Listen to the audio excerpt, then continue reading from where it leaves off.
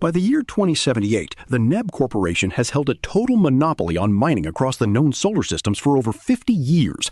2 decades ago, on the planet Sirius 6b, they discovered a new material named beryllium, which promised to solve the world's energy crisis once and for all. However, mining it turned out to be a nightmare, releasing lethal doses of radiation and pollution. When the Alliance, a federation of miners and scientists, demanded the operation stop, NEB responded with a declaration of war. This conflict sparked a Cold War on Earth, but the actual combat has been confined to the hellscape of Sirius 6b. Eventually, NEB resorted to nuclear bombs, which wiped out most of the population and ravaged the planet. Countless miners were also killed by clouds of radioactive beryllium dust. Now, in the 10th year of the war, only a small skeleton crew of Alliance soldiers remains. Deep inside a lonely bunker, a few miners are gambling for cigarettes to pass the time. Suddenly, they spot movement on the security cameras. They grab binoculars for a closer look and are shocked to see a lone NEB soldier approaching their perimeter. They hold their fire because something about the soldier's gait doesn't seem right. Suddenly, a high-pitched mechanical screech fills the air as something begins to move lightning fast under the sand. The soldier desperately opens fire, trying to stop the hidden threat. But it's no use. More of these creatures arrive. These are screamers, autonomous killing machines whose high-frequency screeching is designed to disorient and deafen their targets.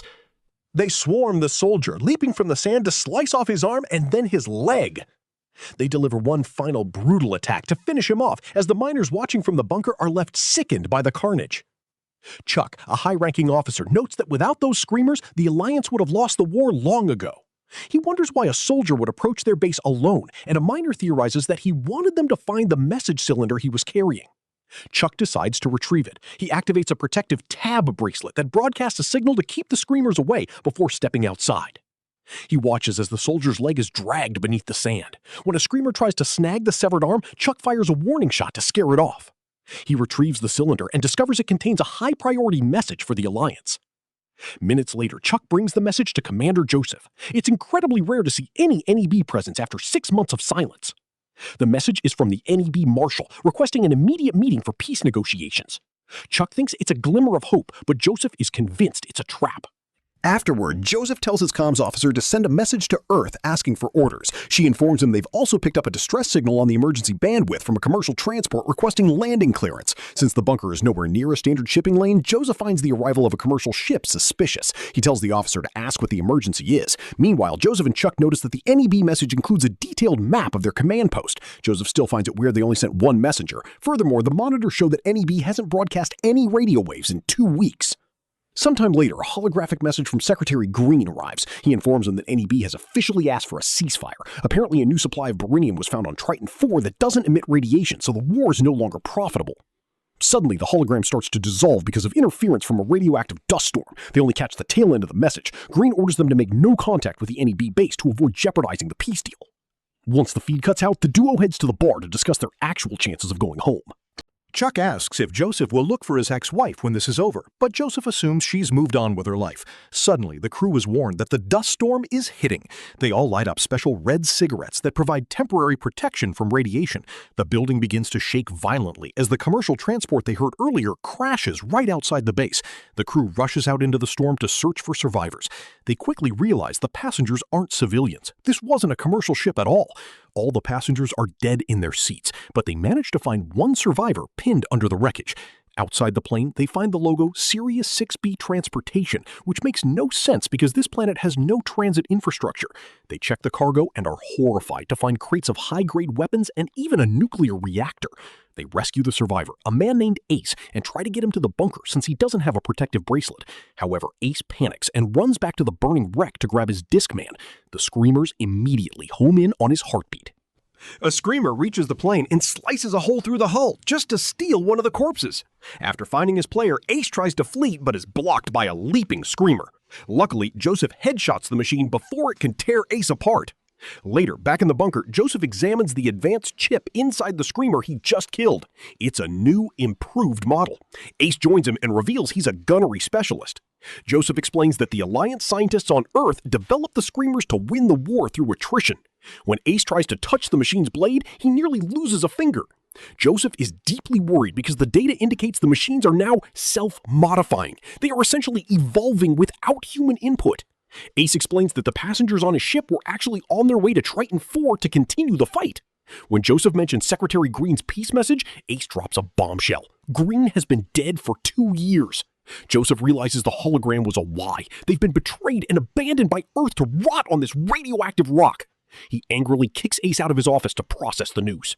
He tells Chuck that the NEB Marshall's map is likely their only real chance to survive. Joseph decides to go to the NEB base himself. Chuck wants to go, but Joseph puts him in charge of the bunker. He decides to take Ace with him instead. Afterward, Chuck gives Ace his own bracelet.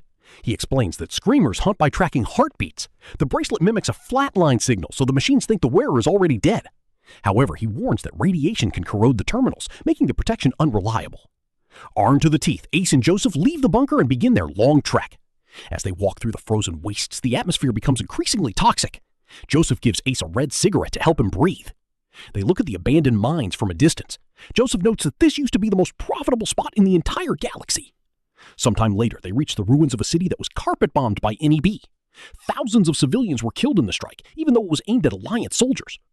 Joseph shares that he first came here 20 years ago as a miner when everyone still worked for NEB. Eventually, the crew went on strike. After a 4-year standoff, NEB bombarded the city, and the survivors have been living underground ever since. The story is interrupted by a high-pitched screech. Ace spins around and sees a screamer dragging a dead rat under the snow. He opens fire, causing the machine to flee. Joseph tells him to stop, explaining that the robots use the methane from rotting meat as fuel. He adds that the screamers are now being manufactured in fully automated underground factories. They build themselves now, and no human knows how they function anymore. They hear a noise and dive for cover, guns drawn. Instead of a soldier, they find a young, lonely boy clutching a teddy bear. Joseph approaches the kid, who says his name is David. He claims he lives in the ruins alone and survives on whatever food he can find. He says he stayed alive by hiding from the machines and begs them to take him with them. Joseph initially says no, but gives the boy some rations. Ace can't stand the idea of leaving a kid to die, and David's constant begging eventually wins them over. Joseph agrees to bring him along. When night falls, they take shelter in an old building and start a fire. Joseph manages to radio the bunker and hears they had a new arrival, but the signal is too weak to get the full story. Things get creepy when a rock David is holding suddenly grows legs and a head. It's just a harmless bug, but it rattles the men. Later, Ace takes off his bracelet to watch a naughty movie on high-tech glasses. A screamer sneaks into the room, and Joseph has to tackle Ace to save him. Joseph destroys the screamer and then smashes Ace's glasses in a total rage for being so careless. When Joseph checks the machine, he notices it's a new animal-like model with an even more advanced chip. The next day, they reach an old refinery. Joseph scans the area for need patrols. Suddenly, David is gunned down by hidden snipers. When the guys check the body, they are horrified to see wires, gears, and mechanical parts. It turns out David is a Type 3 screamer, designed to look like a lost child so humans will take it into their bunkers to be slaughtered. The David bot begins to screech, and Ace blows its arm off. 2 Neb snipers, Becker and Ross, emerge from their hiding spots. They explain that the screamers have become masters of deception. When the soldiers accuse Joseph of bringing the robot on purpose, he swears he didn't know and hands over the peace message. Becker agrees to take them to their base. They enter the Neb facility through a narrow ventilation shaft. Joseph tries to call his own bunker to warn them about the David models, but the interference is too strong. Once they settle in, a heated argument about David breaks out. They end up in a Mexican standoff, pointing guns at each other's heads. They're interrupted by a woman named Jessica, who tells them to grow up and share some whiskey. Joseph talks to her in private and learns there hasn't been a commissary or a supply drop in 2 years. Jessica tells him the Marshal is likely in a deep command bunker with the communication satellite. She explains that hordes of Davids have wiped out almost every soldier on the planet. Jessica agrees to lead them to the command bunker, but only if Joseph promises to take her back to Earth. Joseph admits Earth has abandoned them, but he offers her a spot in his bunker instead. Ace finds some plutonium, but Joseph reminds him the Alliance doesn't use nukes. The group takes an elevator down to the maintenance tunnels. Ross is startled by a noise, but it's just a pack of rats. Becker mocks him for being a coward. They find a grate in the ceiling and open it, causing a mangled body to fall out. They climb the ladder and finally reach the main command center. They are horrified to discover the place is a blood-soaked tomb with no survivors. Ross has a total mental breakdown and starts smashing equipment. Joseph fires into the air to snap him out of it. Joseph tries to use the main computer to contact Earth, but he only gets error messages. A screamer enters the room, but it's not attacking. It's downloading information from the server before scurrying away. The machine detects Ross and turns back. Ace uses his own body to shield Ross so the bracelet can protect both of them. The screamer leaves, but then jumps to attack the second Ace steps back. The men kill it, but they destroy the main computer in the crossfire. As the power fails, they hear David's voice echoing from the vents, asking if he can come inside. Joseph has Ace evacuate the others while he stays behind to scan the robot's chips. He manages to reboot a terminal and scans the chips, gaining access to the Screamer model files.